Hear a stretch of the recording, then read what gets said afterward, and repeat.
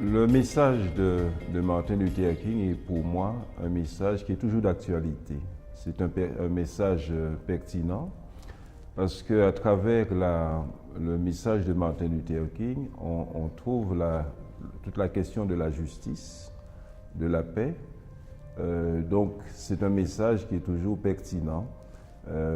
Comme le disait le Kofi Annan, que Martin Luther King a su mieux que quiconque parler des questions de justice et de paix. Et il ne fait pas que de nous parler, mais il parle aussi pour nous. Et je trouve intéressant cette approche de dire que, bien sûr, il a été la voix des sans-voix, et aujourd'hui encore, sa voix résonne pour parler de paix, pour parler de justice. Mais l'autre chose qui me permet de dire que sa voix est toujours pertinente, ou son message est toujours d'actualité, quand on regarde le monde actuel, qu'est-ce que nous voyons? Eh bien, on est toujours confronté à des questions de justice et d'injustice, à des questions de guerre dans le monde. Et même aux États-Unis, on a vu ces derniers temps qu'il y a eu des relents de ségrégation, des relents de racisme. Et dans notre pays, dans ce pays, la France, on constate aussi, ici et là, des problèmes de racisme. Donc, sa voix est toujours d'actualité, son message est toujours un message pertinent pour ceux qui aspirent à la paix, pour ceux qui aspirent à la justice, pour ceux qui aspirent à l'amour. Et il faut noter aussi que Martin Luther King avait un rêve et qui pour moi est loin d'être réalisé. Martin Luther King rappelle que son grand-père était pasteur, que son père était pasteur. Donc il a fait des études de philosophie, mais il a fait également des études de théologie. Donc il avait une solide formation en théologie. Au départ, initialement, Martin Luther King ne pensait pas au ministère pastoral. Ce qu'il envisageait, c'était soit d'être médecin, soit d'être avocat, mais toujours avec l'ambition de défendre ses frères noirs. Il ne voulait pas être pasteur parce que son père était pasteur et je pense que l'autorité de son père lui faisait peur. Mais il n'était pas très fier non plus des pasteurs noirs. Pour lui, c'était ce qu'il mettait en avant, c'était plus l'émotion. Or, dans son cheminement, il a rencontré des professeurs cultivés, c'était aussi des ministres de l'Évangile, et ces hommes l'ont convaincu qu'il pouvait être pasteur avec une solide formation en théologie. Donc, étant convaincu, bien sûr, il a accepté d'être un pasteur et de servir dans une église baptiste noire, l'église Ebenezer. Donc, voilà ce qu'il y a d'intéressant. Et ce qu'on peut observer, qu'il n'a pas cessé d'insister sur son engagement chrétien, sur sa foi, sur sa confiance en Dieu, pour mener les combats, pour réclamer les droits civiques des Noirs aux États-Unis. Martin Luther King a été influencé par différents auteurs. Il a été influencé par des théologiens libéraux, on le voit, qui développaient un christianisme social. Il a lu aussi la pensée de Karl Marx, mais ce qu'on peut observer chez Martin Luther King, c'est ce qu'il dit lui-même, c'est la notion de la synthèse des contraires. C'est la capacité, Martin Luther King c'était un érudit, c'est la capacité de lire un certain nombre d'auteurs, mais pas forcément des gens qui avaient les mêmes idées.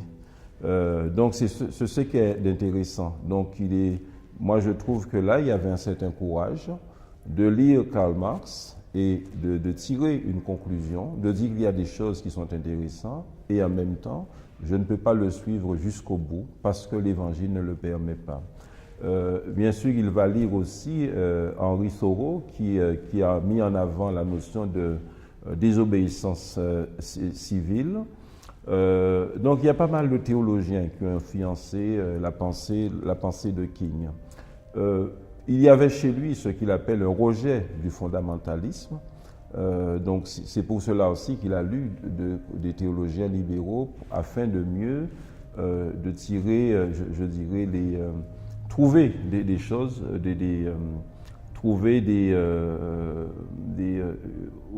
tirer des leçons de ces lectures pour pouvoir mieux étayer son message et mener son combat. On peut dire aussi, chez King, il y a bien sûr au cœur même de son combat l'Évangile. Il y a le sermon sur la montagne, donc le message du Christ, mais il dit qu'il a été aussi influencé par la méthode gandhienne. Gandhi, nous le savons, il a mené un combat, il a mené une action donc, contre l'occupation britannique. Et King voit là des choses intéressantes pour le combat qu'il va mener. Et d'ailleurs, il se rendra en Inde. Mais ce qui est intéressant, c'est que Gandhi lui-même, il a été influencé par le sermon sur la montagne en lisant Tolstoï. Et ce que Gandhi met en avant, c'est que le sermon sur la montagne peut être vécu de façon collective.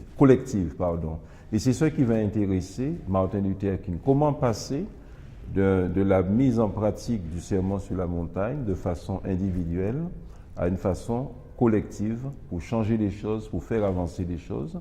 Et c'est là qu'il puise toute sa pensée de la non-violence, donc sa philosophie, on pourrait dire sa théologie de la non-violence, mais la méthode, il dit qu'il le tire de Gandhi. Alors, Martin Luther King je pense, d'abord, il voit l'Église comme étant une communauté prophétique. Et c'est pour cela qu'il va engager les pasteurs noirs, il va leur demander de s'engager pour changer les choses. Et on peut observer que Martin Luther King, mais aussi dans toute la tradition noire, il y avait un christianisme de contestation, c'est un christianisme de transformation sociale. Donc ça c'est intéressant de voir, on ne se résigne pas, mais on lutte, on veut changer, on veut transformer la société. L'autre chose aussi qu'on peut observer chez King, c'est qu'en fait, quand on lit ses ouvrages, quand on l'entend, on a l'impression que son combat, c'est un combat pour la justice, un combat pour la paix, un combat pour la réconciliation. Non, King va beaucoup plus loin que cela. Parler de la justice, parler de la paix, parler de la réconciliation, ce sont des moyens pour King. Ce qui intéresse King, c'est cette notion de communauté bien-aimée, beloved community. Donc, c'est-à-dire où des hommes et des femmes venant de différentes cultures, comme il disait, de toute race, puisqu'à l'époque on parlait de race plus facilement, puissent vivre ensemble, on pourrait dire au-delà des appartenances culturelles, au-delà des appartenances sociales. Donc, la justice était importante, mais la vision, et quand King parle de son rêve d'humanité, et c'est cette vision. Et cette vision, bien sûr, c'est une vision prophétique. C'est une vision qui s'appuie sur ce que disent les prophètes dans l'Ancien Testament et qui s'appuie aussi sur ce que l'apôtre Jean dit en Apocalypse, qu'il voit une foule nombreuse composée de gens qui viennent de toutes nations, de toutes les langues, des peuples, on pourrait dire du monde entier. Et c'est ça la vision de King. C'est plus qu'un rêve en fait, cette notion de communauté bien-aimée chez lui. Ce combat n'était pas partagé par tout le monde. Ce combat n'était pas partagé par tous les Noirs. Par exemple, à côté, quand King se bat et quand il choisit l'option de la non-violence, il y a à côté Malcolm X. Et Malcolm X prône la violence. White man pays Reverend Martin Luther King, subsidizes Reverend Martin Luther King, so that Reverend Martin Luther King can continue to teach the Negroes to be defenseless. Ce qu'il faut observer dans le choix de King, parce que dans le choix de King, il analyse, il connaît bien l'histoire de l'esclavage, il connaît bien l'histoire des luttes de ses frères, de ceux qui l'ont précédé. Il connaît donc toute cette histoire finalement. Et à un moment, la question se pose pour lui, quelle est la démarche? Quelle est la voie à prendre? La résignation, c'est la mort psychologique. Donc il dit, si on reste, si on ne fait rien, eh bien, petit à petit, on mourra finalement. Ensuite, il dit, il y a la violence, mais la violence engendre la violence. Et King dit que la haine ne peut chasser la haine, sauf seul l'amour peut chasser la haine. L'obscurité ne peut chasser l'obscurité, seule la lumière le peut. Donc, à partir de là, donc bien sûr, on voit encore, c'est la question de la synthèse des contraires, il va proposer la non-violence, la non-violence active. Et c'est intéressant, c'est la grande question qui se pose, comment une minorité peut influencer une majorité. Donc, et là, on peut dire aussi que généralement, on peut trouver soit des minorités conformistes, soit des minorités actives. Et Martin Luther King va pour moi, mettre en avant cette notion de minorité active. Et on voit souvent dans ses écrits, il dit qu'ils sont là pour créer une crise, une tension créatrice. Donc cette minorité active doit entrer en conflit avec cette majorité afin de pouvoir changer les choses. Donc c'est cette notion de tension créatrice qui est aussi pour moi quelque chose d'intéressant chez Martin Luther King. Une des choses qu'on peut observer, c'est que quand Barack Obama a été élu président des États-Unis en 2008, il a mis en honneur, je dirais, il a honoré la voix, la mémoire de Martin Luther King. Et plus tard, il va saluer le combat qu'il a mené. Il y a 5 décennies, jour pour jour, les Américains sont venus à cet endroit pour réclamer la réalisation d'une promesse faite par nos fondateurs. Ce sont des vérités évidentes. Tous les hommes sont créés égaux.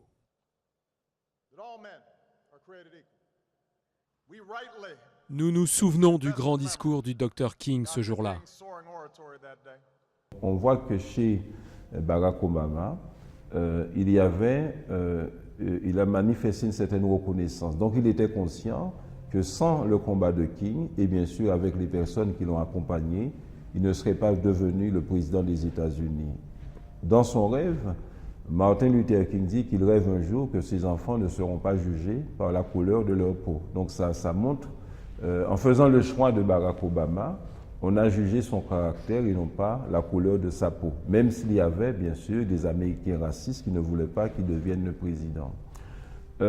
Donc, ça, c'est intéressant de le constater. Et puis, il y a par exemple, en Afrique du Sud, il y a tout le combat mené par Nelson Mandela et Desmond Tutu. Et sans cesse, Desmond Tutu revient sur une phrase de Martin Luther King. Nous devons apprendre à vivre ensemble comme des frères, sinon nous allons mourir tous comme des idiots. Et il dit que le combat, c'est Desmond Tutu qui le dit dans son livre « Il n'y a pas d'avenir sans pardon », il dit ils ont voulu mettre en pratique ce que Martin Luther King dit, c'est-à-dire apprendre à vivre comme des frères, engager un combat sans violence en Afrique du Sud. Et puis on peut observer ici et là des personnes qui se réfèrent à Martin Luther King. Je pense à ce prêtre catholique qui est à Madagascar, Pedro, qui fait un travail extraordinaire pour aider les Malgaches pauvres à construire des maisons. Mais dans ses écrits, il revient aussi sur la pensée de Martin Luther King. Donc on peut dire que Martin Luther King a amené beaucoup de changements aux États-Unis. Il est mort à 39 ans et c'est considérable ce qu'il a fait étant jeune. Bien sûr, tout n'a pas changé aux États-Unis. Il y a cet héritage, dont je l'ai mentionné, des personnes qui se lèvent, mais son rêve est loin d'être réalisé. Par exemple, quand on dit que Barack Obama, je viens de le dire, a été élu président des États-Unis, c'est un aspect du rêve de King, que quelqu'un ne soit pas jugé par la couleur de sa peau, mais son rêve, sa vision, c'est cette notion de communauté bien-aimée où les gens peuvent vivre ensemble. Cette vision, c'était un rêve d'humanité. Donc là, on peut dire qu'on est loin de cela et qu'on est loin de ce rêve. Et ceux qui se réclament de Martin Luther King, ceux qui pensent qu'ils sont les héritiers de Martin Luther King, doivent se battre pour que ce rêve puisse se réaliser.